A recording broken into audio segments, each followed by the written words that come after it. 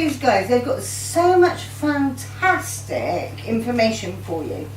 You can, I mean, just this resource is amazing. If you want to do something with your talents and take them out there and make some money out of them eventually, you can't get better than this. There's so much opportunity there.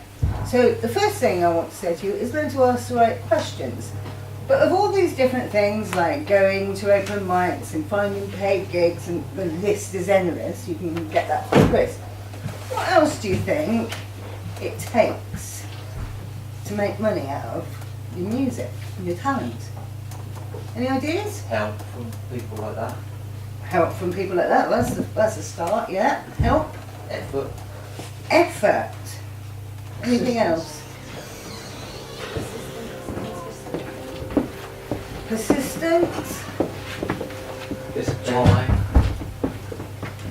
Okay, hi there. Hi there. Right, so we're just talking about what else it takes. There's lots of practical things you can do to make money out of your music. Lots of different things. So we're just talking about, aside from the practical things, what other things do you think it takes to make money out of your music? Anybody else got any other ideas? Okay, so my number one thing when I'm thinking about it, because I come from this business background where we study business models and we look at various different things. And my number one thing is attitude. You've got to get the right attitude together to approach every single thing you do. And this is vital. If you want to do it, it's your make or break thing. It doesn't actually matter whether it's music or whatever it is you want to do in life. Your attitude is the thing that's going to get you there, one way or another. Does that make sense for everybody? Okay, so let's have a look. What sort of things do you think, ingredients shall we put into this attitude? I want to hear what you already think about this. Anybody got any ideas? Be reliable. Be reliable. So maybe if you've got a pen and a paper, just write down a few words that have been said here. Because Relentless. Relentless, yeah, that's brilliant. Talented. Talented. Okay, that's an interesting, because I'm guessing most of you are creative people, and creative people are different from sort of the more academic-minded people. Have you noticed that? Yes, definitely. Right, okay. My sister said it. That's resilient. Resilience. Right, well, just note down these words as we're talking here, because I really want you to get a feel of what the attitude is that will drive you, take you wherever you want to go. Being prepared to do things that doesn't include money. There's not going to be money on the table all the time, you know, so. Determination. Yeah, determination. So, okay. Anything else? Passion. Okay, so is there anybody here who doesn't want to make money from their music? Put your hand up if there is anybody here. Right, okay, so you're all in the same, but you all want to do it. Right, that's fantastic. So if you're making music or doing whatever it is, it's very special that you're all creative people, and I have a bit of a passion for creative people, because I can see that you're not getting a very fair deal in this world, and this world could actually do with more creativity. It should be valued more. And so I want you to all know that, feel that. What you've got is very valuable to our world. So what I really want to see is people being able to take what you've got, that special thing, and find a way of getting it out there. Yeah. Finding a way, a new way, make a new way. People say, oh, we want to be in the music industry. You're in the music industry. The fact that you're here today means you're already part of the music industry. Feel that. Know that. Because it's already happening. You're doing things. You're getting yourself out there. You're engaging with people. You want to engage more. My second hot tip for attitude is you've got to make it fun. Yeah. Okay, next. Who else? Yes? Resilience. Yeah. Being told you're too old, it's too late, taking knockbacks. Don't like that song, that's not going to go nowhere. Basically seeing through that and just letting it go over your head and just keeping focused and just resilient with your vision. There's not a band in history that hasn't been turned down by a record label. That's it. You name one. That's right. You know, Spice Girls were turned down by Simon Cowell. Beatles were turned down countlessly. Resilience. But it does affect some people, doesn't it? You know, it stops them from doing open mic nights. It stopped me a few years ago, didn't it? Yeah. Until I changed the way I looked at things. And I think that it's important to set yourself like a long-term plan and then break that down into small, realistic goals that you can achieve in the short term, so that you can see that you're progressing with what you're doing, but you have an end goal that you want to reach eventually. So, we talked about strategy, okay? For me, what's really important is finding where you are. You're having a bit of a self-awareness. We talked about, obviously, when it is the right time to hit record labels and management, stuff like that. I just see park all that stuff. I think it's a big noise, and I think when you see, you know, parents and kids, when they're sort of coming up, they know they've got an ability. It's like, for you guys, it's trying to immerse yourself in as many different opportunities. You know, you're not going to get paid gigs straight away, but you want to put a strategy in place that you're working towards that, because ideally, the ideal scenario, and we've seen a few of you have already put your hands up with paid opportunities, is you're putting a strategy in place that you are then starting to turn over non-paid gigs into paid gigs. Okay, but that's not going to happen by just saying we're going to do that. You know, we need to put our strategy in place. For me, I think open mic nights are a really good opportunity for you guys to get out there and to try and test out your original stuff. Okay, I think it's a really good opportunity to also find collaborations. You've got like-minded people there. It's also an opportunity for you to pick out some venues whereby there is some paid opportunities later down the line. But initially, I think just getting out there, trying to play in many places as you can. You know, Southampton, for some of you come from Southampton obviously, has got probably at least 15 different open mic nights that you can choose to go around. Okay, I'd suggest going around all of those. Now, okay, that's not going to make you money, it costs money. Okay, so one aspect of what I want to do in this talk I'm giving you now is to set you guys up that, again, you can't give up the day job when that has to be, when that time calls, when college and university is done and, you know, parents are saying, well, what are you going to do for a living? You're not going to get that straight away and be earning whatever you need, 15k plus a year, if you don't put things in place now. So what I want you to do is set you guys up so that you are putting those things in place. And when we talk about this 5-year, 10-year strategy, that you're doing things now that actually, it does, you know, parents are a bit off the case because they can see actually you do bring in a couple of grand there and, you know, bits and pieces. You know, Eric's getting to the point now where he's doing CDs, you know, so Eric's probably about a year to 18 months down this sort of strategy journey that I'm going to sort of hopefully map out for you a little bit.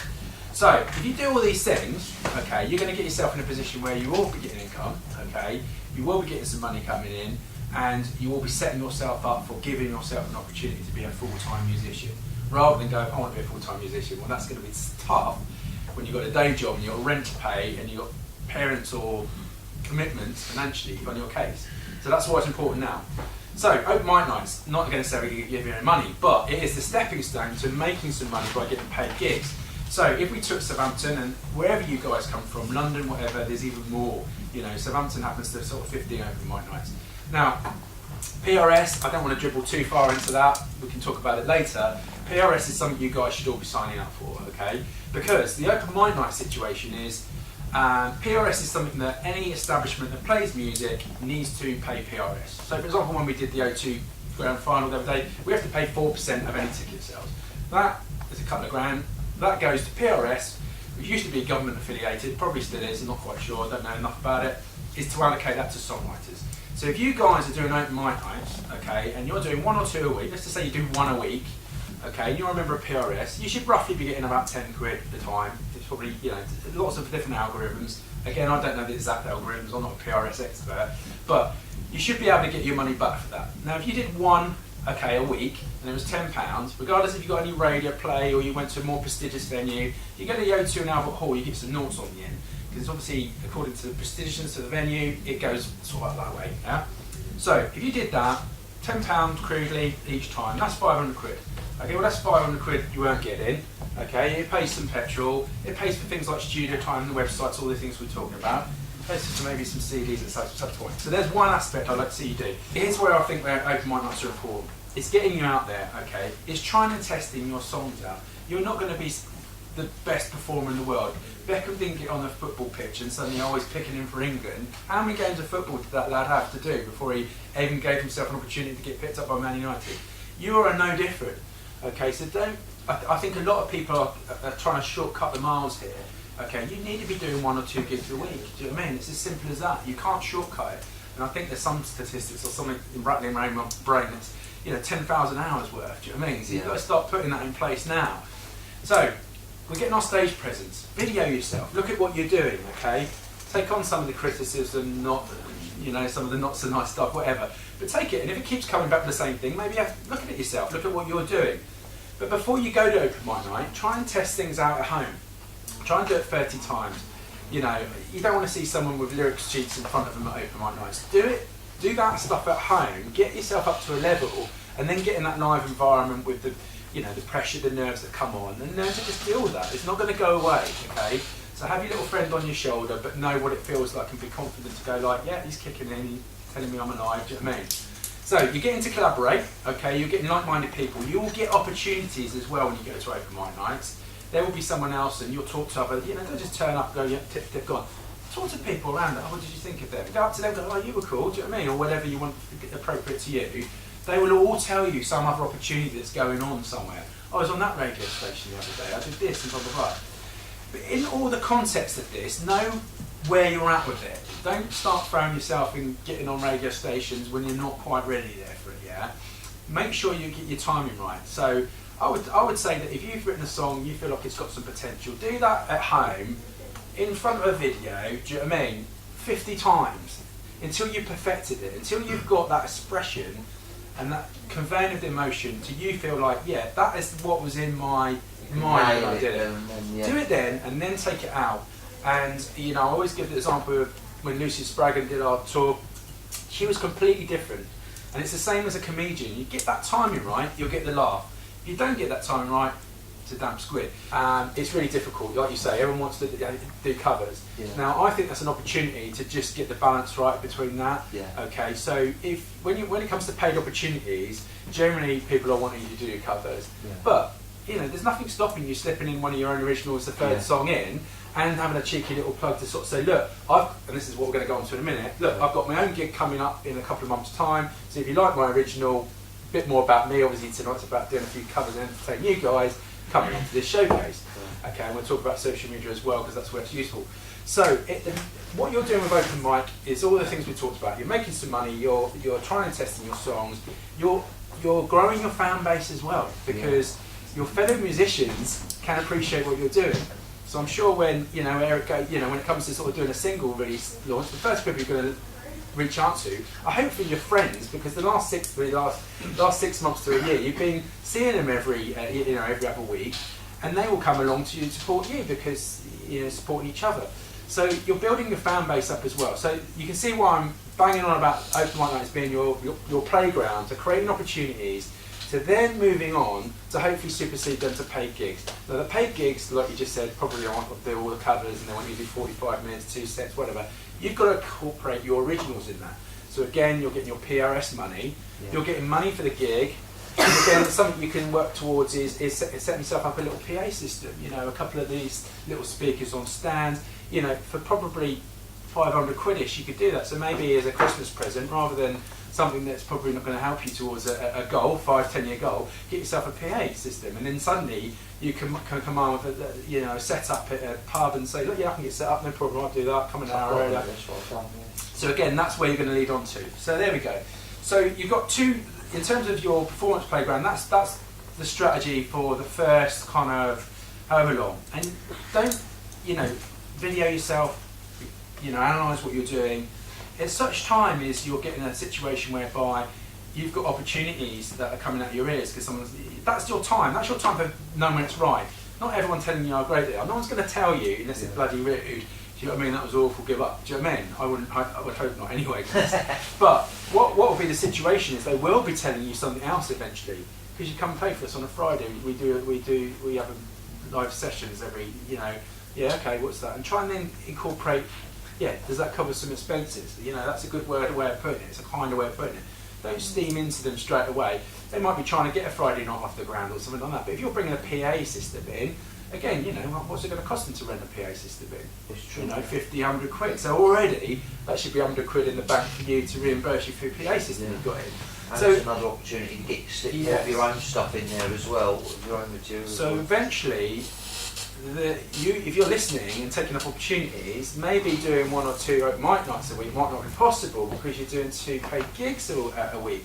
And so suddenly then you're good enough because people are approaching you. Obviously, you know places are doing it. But don't go too early on it. I mean, I've had some people, I've got a PA system and blah, blah, blah. They've only done like 4 open mic nights. Be realistic with yourself. When people are telling you they want you to do this and that, that's probably a good indicator to know, actually, I'm at that level. Okay, don't go before. Don't go to that record label before. Don't go to the agency before, the management before. Let it come to you, and then when you're feeling that's right, and that's becoming more reoccurring, you think, actually, maybe I should put myself out a little bit more. And then start changing your strategy with open mic nights to think, right, what else do they do at this venue? Okay, right, nothing else. They just want to do a Tuesday night because Tuesday's quiet or something. Or there'll be others that right, every Friday they have a paid live musician in. Right, we'll go to those open mic nights more than the other ones. Initially, don't worry about that, but at some point you just need to strategise that.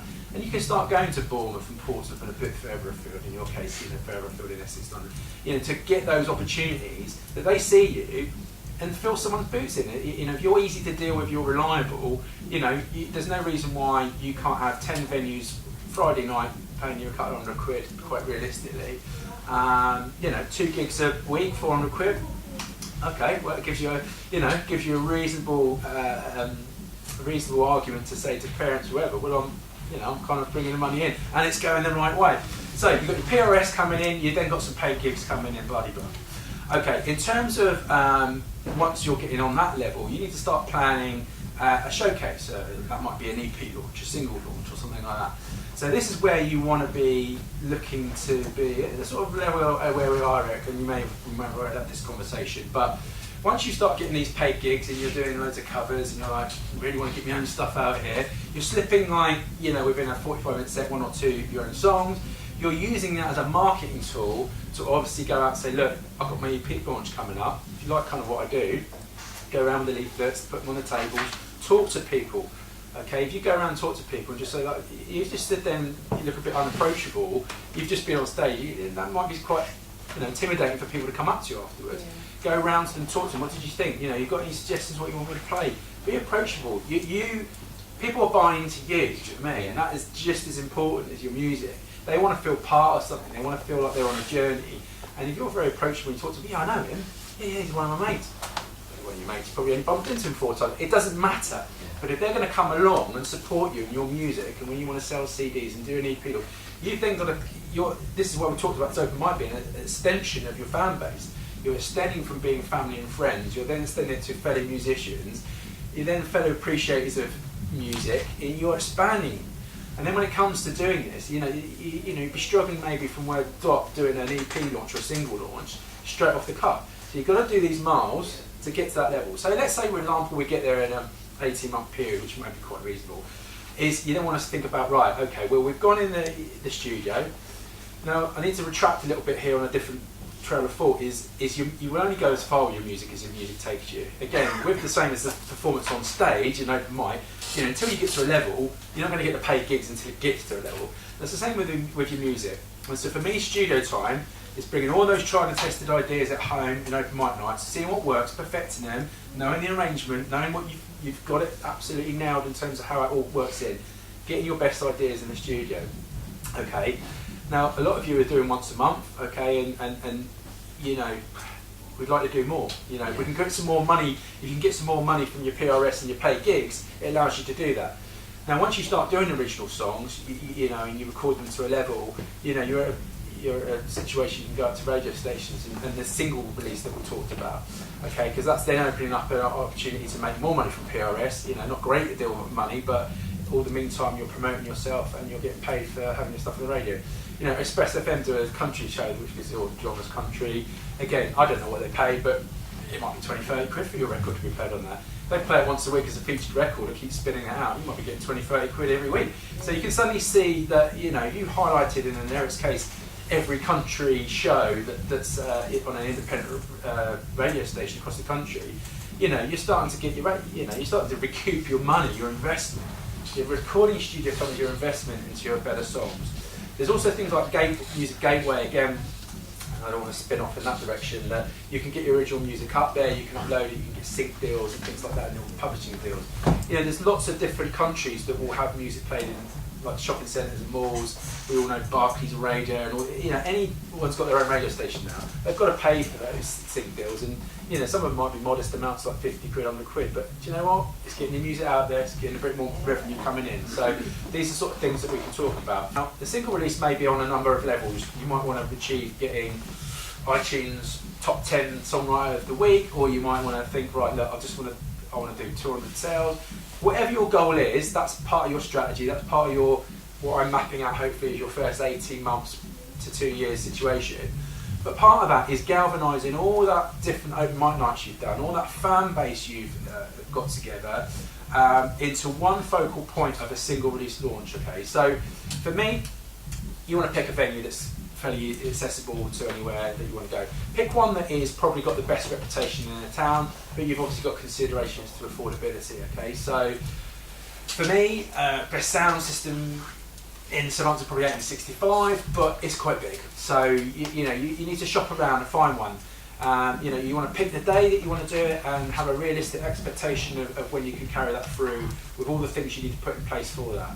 So ideally you want to sort of think, well, this is the first one I want to do, I want to get a venue maybe 100, 150. You want to get it sold out, that buzz of like sold out, do you know what I mean? That PR factor, okay? You're going to use your open mic nights, you're going to use your paid gigs, every opportunity to drive towards everyone coming to this single launch, okay?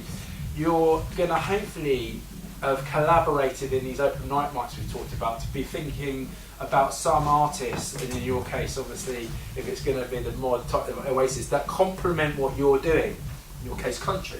So again, hopefully you've gone around enough open mic nights to know actually they're good, but don't just pick ones that are good because you want them to drive energy to your event as well. So maybe you think to yourself, God, I don't know, how many can I get? I mean, I might be able to get 30. Well, okay, hopefully it's more. Hopefully if you've networked in a proper manner, you can get more than that. But if you then bring on 4 or 5 people to support your single launch and get them vested into the showcase as well, okay, it's an opportunity for them, could be all country, could be all your genre, whatever genre you are, okay, to be a night of country and it's Eric Waters' single release launch, supported by bloody. Now what you need to do there is pick out ones that complement your genre for one, and then 2, you want to pick up ones that are going to drive energy to it, okay? Now maybe a way of doing that is cut them in on tickets, you know? So maybe, 10 quid, I don't know, sounds quite reasonable. You get 10 quid, so you've got a budget of like 1,500 there if you pick a gig for 150 people, okay? Get them half the ticket money, If suddenly they sold, 50 tickets, they're getting 5 quid a pop for not doing anything other than selling the tickets and performing. They're happy. That means will they get 250 quid out of it, I think, hopefully.